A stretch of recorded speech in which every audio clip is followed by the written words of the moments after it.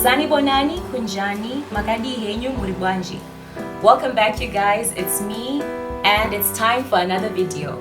So, as a tribute to Africa Day, I decided to create some content about being African, what I love and what I hate. Let's start with what I love. Okay, first and foremost, the family tree for Africans never ceases to stop growing. Guys, how many weddings, how many funerals have you attended and you meet this new relative you've never seen, an uncle of an uncle, a cousin of a cousin, and it's something I always ask myself whether you can really know all your relatives. Perhaps you can't. The second thing I love about Africans is my people are loyal. We are so loyal, guys.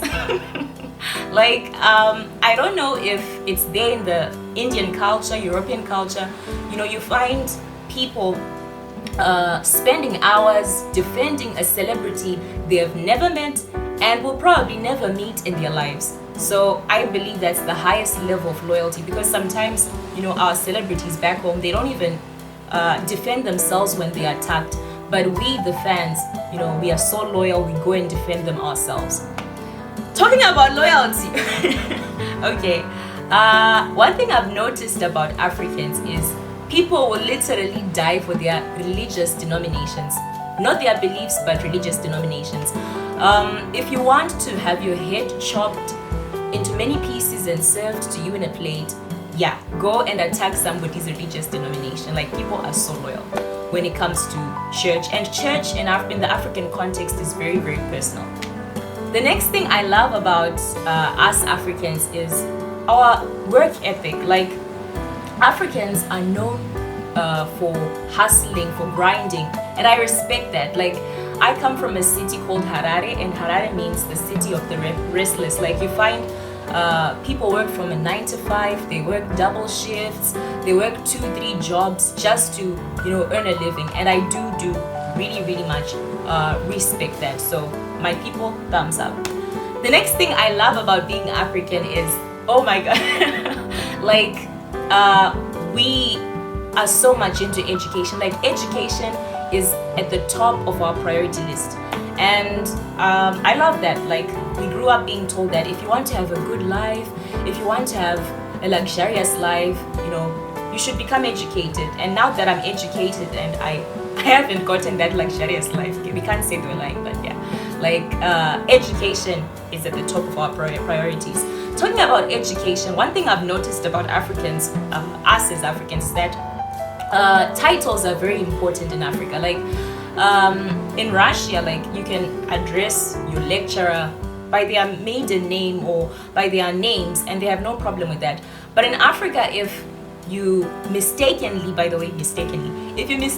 address a lecturer who is a doctor or a professor and you forget to mention their title, it becomes a very big problem. Like, I remember on graduation day, there's this man stood up and they addressed him as Dr. Engineer so-and-so, and I found that to be very peculiar, because we are still addressing one person. Like, can we not just address him as Dr. so-and-so or address him as Engineer so-and-so? Why do we need to put both titles in, like, when we're addressing the same person? Anyways, I understand they earned their titles, they deserve the respect, and we love them for it.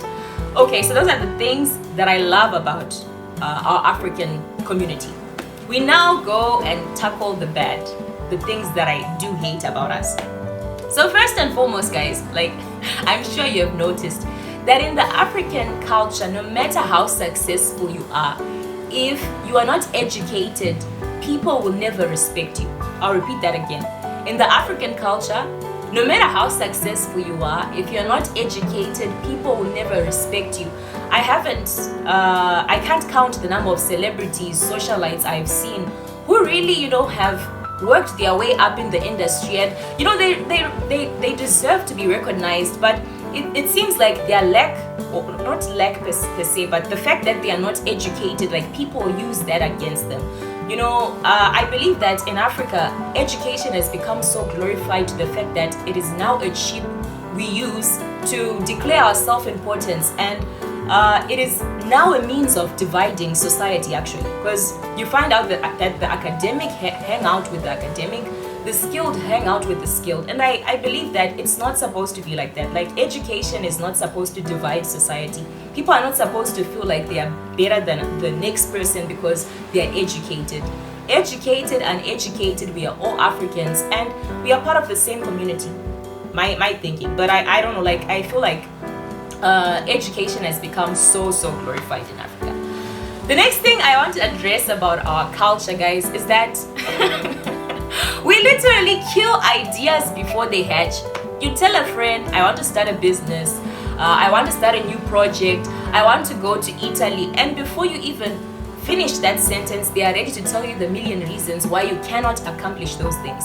Lord, I can actually say, like, Africans they are like, you know, people who kill ideas. It's not supposed to be like that, guys. Like, we're supposed to encourage one another. It doesn't matter that I don't have the capital to start the business. It doesn't matter that I don't have the money to go to Italy. But the fact that it's an idea, we should actually, you know, incubate that idea and, you know, encourage the person to actually, you know, like, fulfill that idea. I don't know. That's my 2 cents about it. The next thing I've noticed about us as Africans is that we brutally criticize our own people. Where else have you seen, like, okay, in my country we have this celebrity, he's an artist, his name is Ja Praiser, and he was releasing his music videos, you know, step by step. They all had like a timetable. And one thing I noticed about his music is that when he was releasing, like when the video was premiering, you know, just as it premieres, like 3 minutes after, there are already 50 something dislikes. Did these people listen to the music?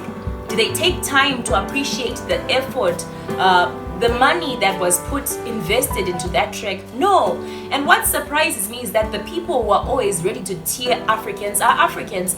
And you know, like, the people who are there to criticize his music are people who have never ever sung a note in their lives. They don't play any musical instrument. They know nothing when it comes to editing a music video. And I ask myself, like, why? Why can we not just constructively criticize our own people? Yes, I'm not saying, you know, call a spade a hoe. No, I'm not saying that. Like, yes, I am working.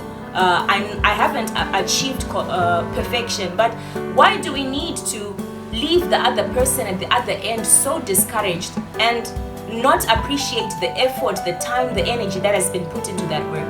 I don't know, guys, but it's something I have not seen in the European culture, and it's something I also haven't seen elsewhere except in the African culture. And we need to address that, honestly. Like, it's working against our people and it's wrong. One thing I've also realized about us as Africans is that we promote foreign over local. In my country, there was a time when 80% of the music that aired on the radio stations was literally music that was foreign. Like, you're driving in the streets of Harare, right? And you're listening to Kerry Hilson, you're listening to It's Jason Derulo. And I'm asking myself, like, why are we not playing Mafiki Solo? Why are we not playing Amara Brown? Why are we not playing Mai Sharamba? Why are we not playing people from Africa? You know, like, why do we need to play people who already have, you know, an international market? They already have millions of stations playing them. Why are we not promoting our own people? So I don't know, like, it's something that I've found in the African culture that I've not found elsewhere. Because in Washington DC, I don't know if they are playing our own local artists, but we are the ones that are playing them. And those platforms are supposed to support our people, to promote our local artists. That's my own 2 cents about it. And I've noticed that many writers, I met Aaron Chundramwe once, and he was telling me his story, and he told me that he was told to actually translate his work into English, like write English books. And this is a man who wrote more than 30 books. I've also seen that most artists, you know, that sing in our native tongues, they are pressurized into singing or producing English content. And my question is this, like, if we take Oliver Mtukudzi, like, say Alex Ferguson was, you know, Oliver Mtukudzi's fan, and Oliver Mtukudzi was singing in Shona most of the time. So my question is that if the international market could recognize Oliver Mtukudzi singing in Shona, would they not recognize you singing in Igbo, singing in Bemba, singing in Kirundi or Siswati? Like, honestly, I think that we don't need to discriminate our local content and say that it cannot tap into an international market, because it can. Like, there are many examples of many African artists who have penetrated the market using their native tongues. So I believe that we need to conserve our local language, we need to promote it, we need to show that we are proud of it, we need to produce as much content as we can in our own native tongues, guys. That's my own belief, that like our local content, it's good enough, it can tap into the international community, you know, without translating it into English. The last thing I have noticed about us as Africans is that while the rest of the world is networking, guys, I worked on farms where, you know, like literally, you know, all the management, it's white people, and it's white people who play together. I've seen books, you know, there are a lot of books that talk about how the Indians actually invest in their own culture. They'll never take resources out of the Indian community and invest them in the African or European community. But whilst the rest of the world is networking and cooperating, Africans are busy competing. I don't know how we end up competing with our own when we're supposed to cooperate, because I used to think that competition is for outsiders, whereas for insiders, we are mainly looking at cooperation. I don't know, like, we work in the same industry, we use the same resources, we can't amalgamate them and become much more effective and actually attract more people. But we tend to compete and we tend to work against each other, which I believe is something that we need to look at and say, okay, what are we doing exactly? We don't need to compete, guys. We don't at all. We need more cooperation. And I don't know, like, those are some of the things that I've noticed about our African culture. That's it from me, guys. I hope that you enjoyed this kind of content, that you enjoyed this video. Let me know also, like, what are the things that you love and hate about our African community in the comments section. And please subscribe to my channel. Thank you so much.